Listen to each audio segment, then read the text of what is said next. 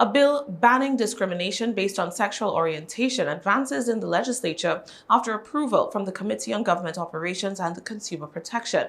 The amendment to Title 10, Chapter 5, Section 64 of the Virgin Islands Code, sponsored by Senator Janelle Soro, is an effort to reverse the bias faced in employment by people who are not heterosexual.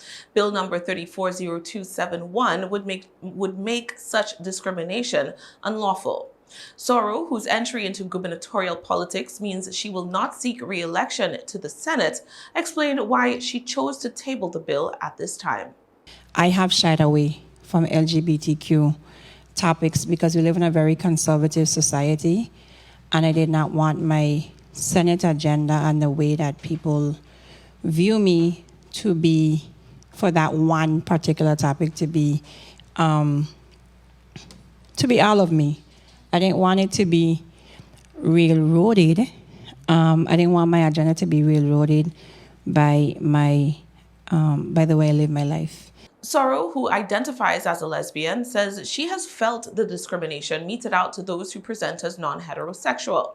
This is why she feels so strongly about the measure, which is arguably a step forward for a group of marginalized people who have not been explicitly protected under USVI law. But the levels of discrimination have been real.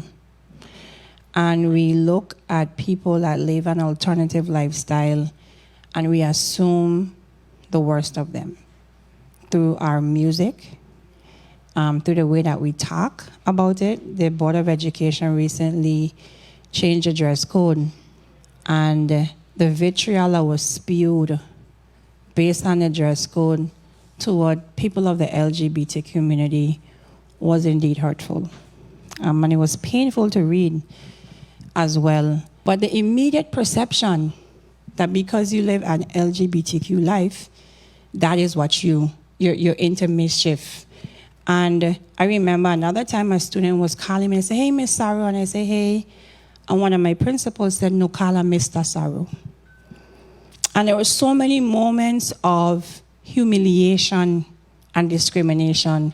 So when I walk in these chambers and I remain tough and I take positions, it comes from a place of having to fight my entire life for respect.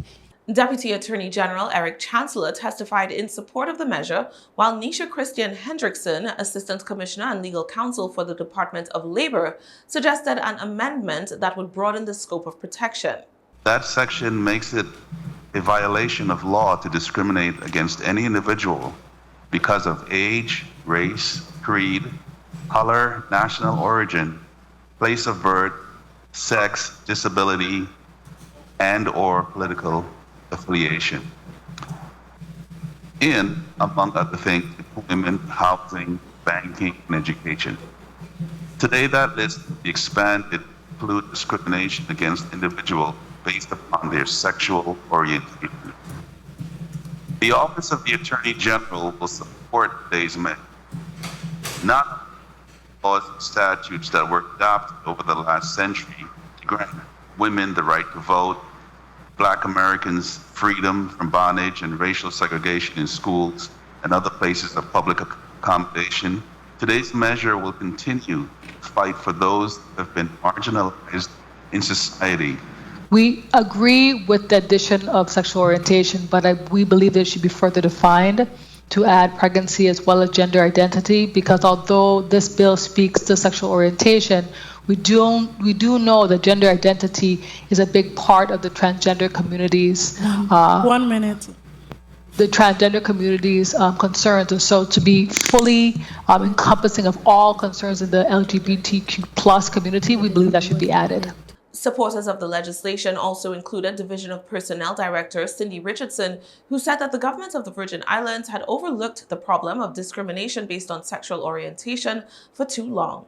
As proposed, the Division of Personnel supports the intent of this bill, and we are proud to be involved in setting an example that discrimination based on sexual orientation is unacceptable throughout our territory. Discrimination based on sexual orientation includes individuals being treated differently or harassed because of a real or perceived sexual orientation. Sexual orientation is a person's sexual identity in relation to the gender or genders in which they are sexually attracted.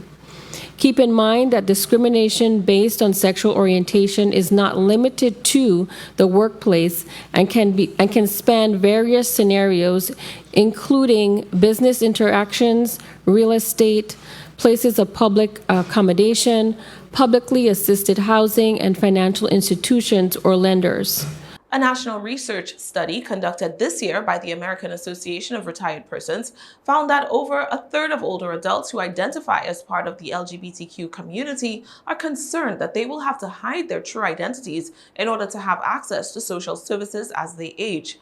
Over half of those surveyed reported fear of sexual orientation discrimination should they need to access suitable housing or gain employment. The survey also found that across the nation, there was overwhelming support for measures like the one from Senator Soro, which offer protection from discrimination based on sexual orientation or gender identity. Today, the leadership of this body has the responsibility to respond to these problems of inequality with solutions. It must continue to use the tools of the legislature to face this ever-mounting or ever-moving target of equality. In this effort, AARP has outlined some recommendations for a way forward. The following are a few highlights of those recommendations. Address employment practices. As policymakers, consider mandating human resources personnel with semi-autonomous and central government agencies to establish clear anti-discrimination policies that prohibit harassment and discriminatory behavior based on an employee's sexual orientation. Next, anti-discrimination training. In conjunction with policies, direct hiring agents to provide employees, especially supervisors and managers, with anti-discrimination training that covers a variety of topics.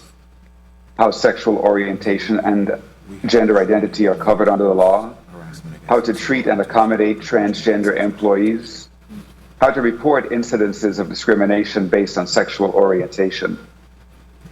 Next, create an all-inclusive workplace. In one of its first acts of the 116th Congress, the House established the Office of Diversity and Inclusion. This office was designed to foster more diversity within the halls of Congress that reflects the diversity of America. The installation of an Office of Diversity and Inclusion in the government of the Virgin Islands Division of Personnel will serve as a key component in ensuring the government fosters diversity in its hiring and retention practices. And lastly, ensure enforcement and protection.